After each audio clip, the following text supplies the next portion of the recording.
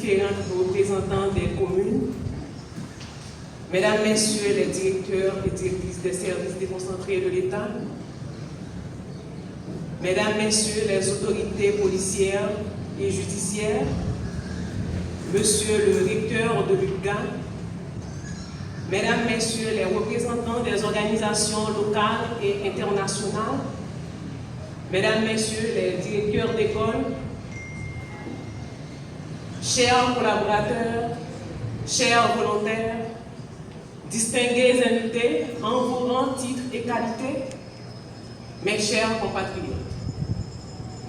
C'est avec un profond sens du devoir que je m'adresse à vous aujourd'hui en prélude à la Journée mondiale de la protection civile. 1er mars, une journée qui revêt une importance particulière non seulement pour notre pays, mais aussi pour le monde entier, car elle symbolise l'engagement, la sécurité face aux crises et qui affectent les communautés à travers le monde. Cette journée est une occasion précieuse pour réfléchir à notre engagement collectif pour la protection des concitoyens face au risque de catastrophe. Le thème retenu cette année par l'Organisation internationale de la protection civile est la protection civile, garantie de la sécurité de la population. Ce thème met en lumière le rôle essentiel de la protection civile dans la préservation de la vie et des biens et de l'environnement. Bien souvent, en pile nous qu'on dit protection civile agit les gros catastrophes. Non, c'est pas ça. C'est un système qui inclut la planification, la réponse et le rétablissement. Elle implique la sensibilisation des populations, la formation continue des acteurs de terrain et le développement des plans de prévention qui permettent d'atténuer les risques avant qu'ils ne se transforment en crise. Et ce, à travers les différents secteurs, qu'il s'agit de santé, éducation, infrastructure et environnement, etc. La mission de la protection civile est plus que jamais cruciale dans le département de la Grande-Anse, un territoire très exposé aux risques sismiques et sur toute l'année et également à partir du mois de juin jusqu'à novembre, nous sommes confrontés à la saison cyclonique, dont les impacts sur notre vie quotidienne sont dévastateurs. Mais à travers des actions coordonnées et d'engagement de chaque secteur, nous avons su répondre aux défis qui se sont présentés malgré nos limites.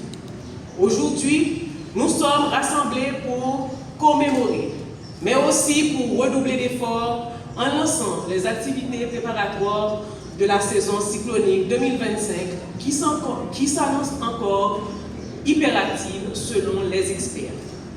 Selon un rapport du CNSA, la Grande-Anse se trouve classée en rouge dans le secteur de l'insécurité alimentaire avec plus de 54 053 personnes touchées. De plus, nous sommes le deuxième département à recevoir le plus grand nombre de déplacés dans le Grand Sud, soit 40% de la population selon le rapport de l'OIM.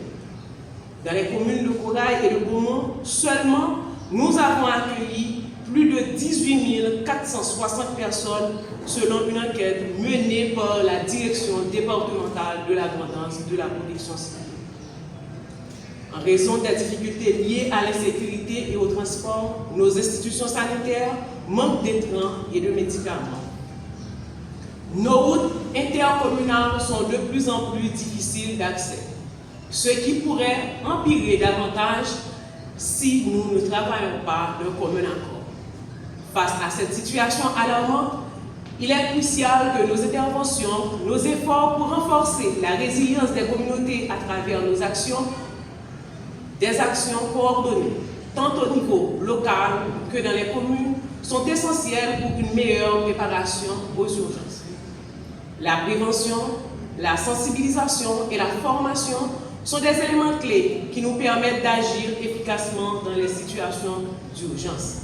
Cette prévention est notre première ligne de défense, car, nous le savons tous, la première protection, c'est celle qu'on anticipe. Tant que nous t'avons dit, j'ai faim, crier d'avance.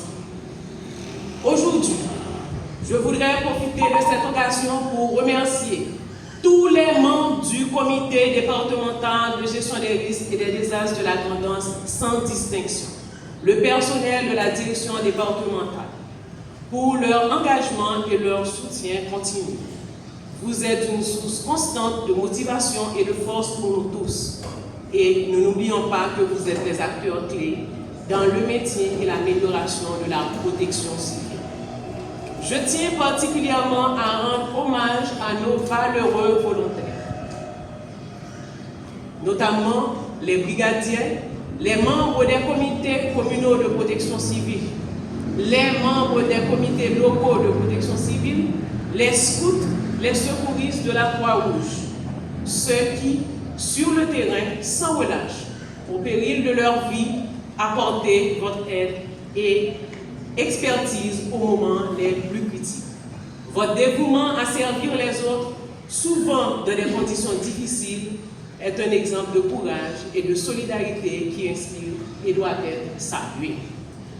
Je voudrais aussi souligner l'importance de l'engagement des partenaires internationaux qui contribuent à renforcer la préparation et l'intervention pour faire face aux urgences.